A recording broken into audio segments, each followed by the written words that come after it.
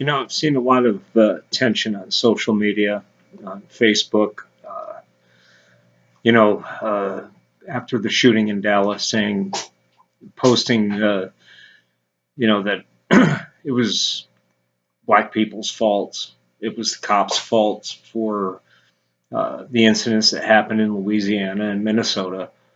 And then I start seeing some news stories of coming from sources of questionable veracity that supposedly Black Lives Matters leaders are actually calling the shooter a hero, calling for more shootings, and of course that just is throwing gasoline on a fire. I don't believe that the BLM leadership is really doing that. I think there are individuals who are taking this as an opportunity just to be violent and to push their own agenda. But I think by such statements in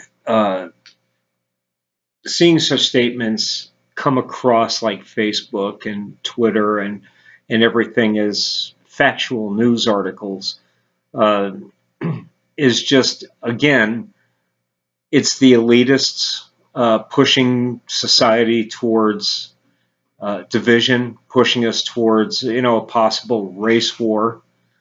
And in response, there's people that are trying to get petitions going that say Black Lives Matter is a terrorist organization. And if we let this go on, where we just keep pushing and pushing back and pushing and pushing back, we're just playing into the hands of the elitists. We're giving them an excuse to bring down martial law. We're giving them an excuse to impose their final tyranny. A lot of times when a very emotional subject comes up and you're angry, you're hurt, whatever, and it's very easy for somebody to play on those emotions, such as the elitists do with these, I'm going to call them bogus news stories because I think they're a bunch of bullshit. Um, Fanning the flames, throwing gas on the fire.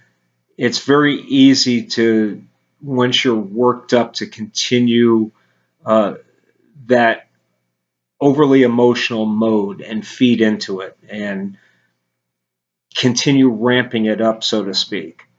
The difficult thing is to stop and step back, even in the face of this tragedy, and even with the emotions that it generates, is to stop and step back and not allow your feelings to start clouding your judgment or pushing you into doing something you wouldn't normally do. It's the answer is not to attack each other, to attack different groups and organizations. The answer is to find a way to unite and to tell the elitists and the establishment, we're not playing your game. When you actually look at the facts, I mean, the whole BLM protest that was going on in Dallas was peaceful. There were law enforcement witnesses, BLM witnesses, just outsiders who happened to be there witnesses saying it was peaceful. There was no antipathy. Even people at the perimeters were talking with the police that were there. There was no antagonism, no intent of violence. But then we get this one guy who starts shooting, and of course now it's on top of this, you start putting fake articles that the BLM leadership is calling the Dallas shooter a hero. I don't think that's true at all. I think that's bullshit. I think the sources that are originating these articles are of questionable journalism. of questionable standards. Uh, I mean, this is, and people are feeding into it. Uh, and so for all my friends and everything, my only message is don't feed into it. Don't start or sign a petition to outlaw BLM, and don't start a petition to get rid of cops. And we're playing into their hands. This is what they want us to do. They want us to be at each other's throats.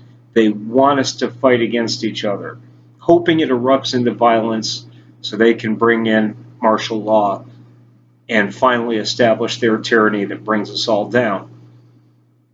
It's really up to us, we the people, like in the beginning of the Constitution, of the preamble, we the people, we need to come together as Americans, as human beings, and push back against the elitists, not push against each other.